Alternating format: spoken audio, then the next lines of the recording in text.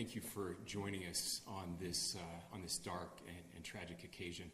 I want to thank our law enforcement officers who are leading this investigation, starting with Chief Long and his response here with the UVU Police Department. We're grateful for your leadership and your team.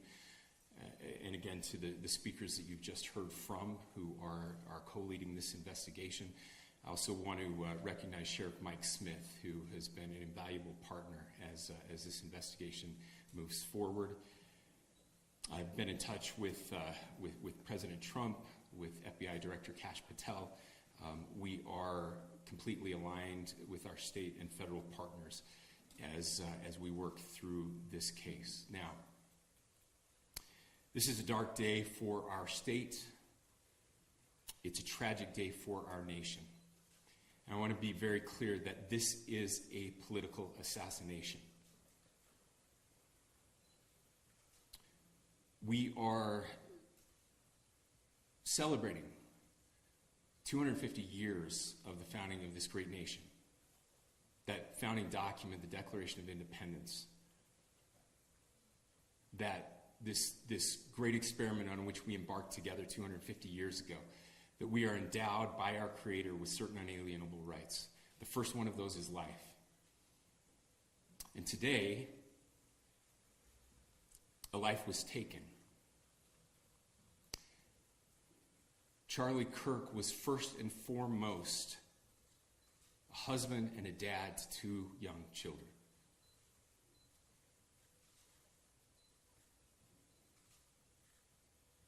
He was also very much politically involved, and that's why he was here on campus. Charlie believed in the power of free speech and debate to shape ideas and to persuade people. Historically, our university campuses in this nation and here in the state of Utah have been the place where truth and ideas are formulated and debated. And that's what he does. He comes on college campuses and he debates. That is foundational to the formation of our country, to our most basic constitutional rights. And when someone takes the life of a person because of their ideas or their ideals, then that very constitutional foundation is threatened. Now, we have a person of interest in custody. The investigation is ongoing. But I want to make it crystal clear right now, to whoever did this, we will find you. We will try you. And we will hold you accountable to the furthest extent of the law. And I just want to remind people that we still have the death penalty here in the state of Utah.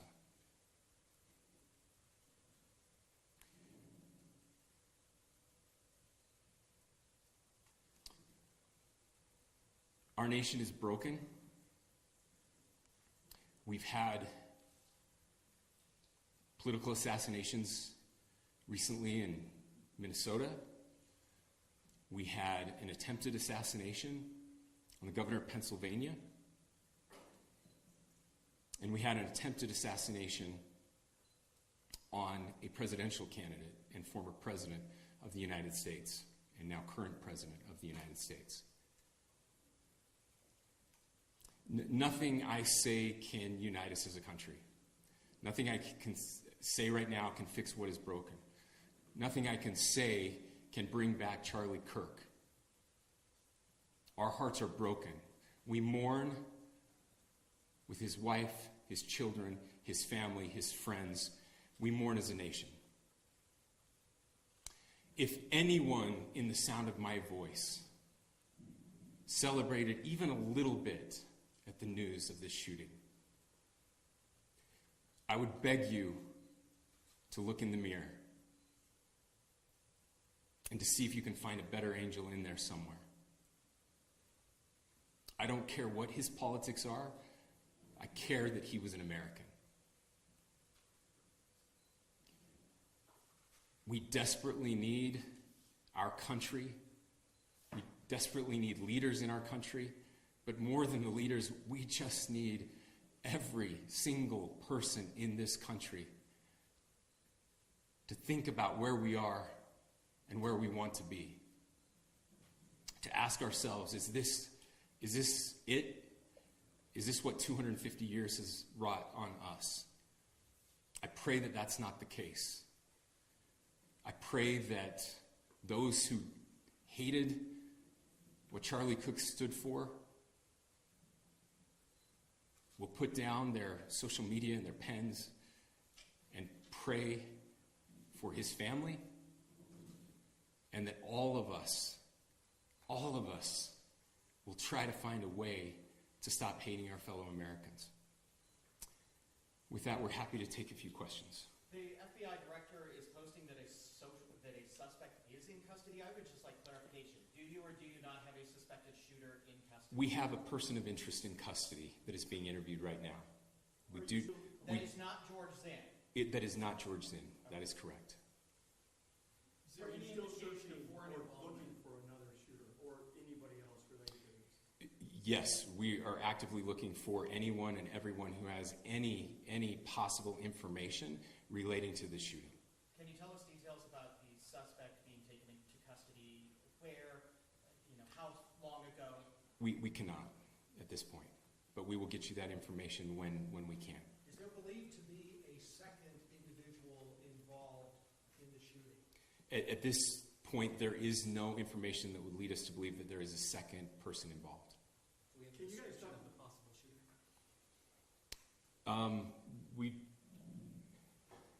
Do you want to talk about what we know there? Yeah. The only information we have on the suspect, the possible shooter, is taken from closed circuit TV here on campus. We do have that. We're analyzing it, but it is security camera footage, so you can kind of guess what the quality of that is.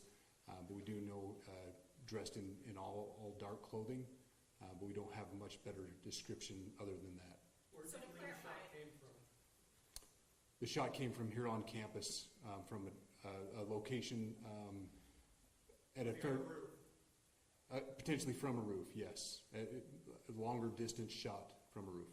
So to clarify, with the security camera footage you have and the person of interest that's in custody, does that match up? That's what we're trying to decipher right now. So did FBI or DHS have anything on the threat board this morning? I can't speak. I'll just say that the investigation is ongoing, and as soon as we have further information, we will be sure to release it. Any indications of foreign intelligence involvement? As of now, I can't comment on any of that. Thank you. Can you talk a little about the security of the event itself? Who was there security-wise, and what happens on these kind of events? So my name is Jeff Long. I'm the police chief here at UVU, and I'll tell you right now, we are devastated. We're a small police department. We have a very large campus. We have over 40,000 students, and we love our students. We love our visitors, and we're devastated by what happened today. This is the police chief's nightmare. I'm very saddened for the Kirk family. I know his wife and parents found out about this. Obviously he's away from home. He's here in Utah. They find out by a police officer that visits their home. That's tragic. Nobody wants that. But I can tell you about our venue today. This was an open venue. This was outside. We did have 6 officers working that event. We had probably over 3,000 people that were in attendance. It sat down in kind of a bowl area here on the central campus. We have a waterfall area, and so he was kind of in a lower area, surrounded by buildings. We had some plainclothes police officers that were in the crowd as well.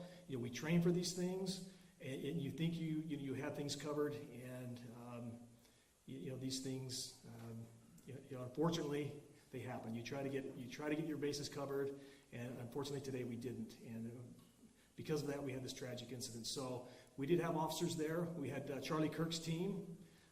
He has a security team that travels with him, and they were here with him when he was shot. Was the gun recovered? I'm sorry, see? Was the weapon recovered? At this point, I can't disclose that. When Charlie Kirk was shot, there was a question being asked about mass shooting.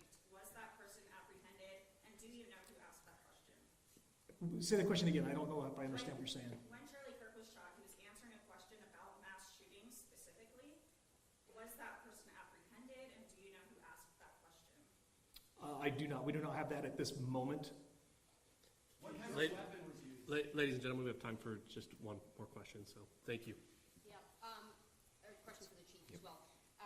Was it your team or Kirk's team or a combination of both that kind of set the security protocol for the event? So we work together. You know, he has his team, and they do this all over the country. We all know that. This is not uncommon for them. They're very comfortable on campuses, and I was coordinating with his lead security guy, and so yeah, we were working together. Was this a sharpshooter type shot? Was this a Ladies and gentlemen, those are all the questions that will be answered today. Again, thank you for covering this. We will be updating you as soon as we have additional information through normal channels, working with law enforcement. Again, our deepest condolences to the Kirk family and to the students who were there today. I would just ask everyone everywhere to please pray for their family and to pray for our country. We need it now more than ever. Thank you.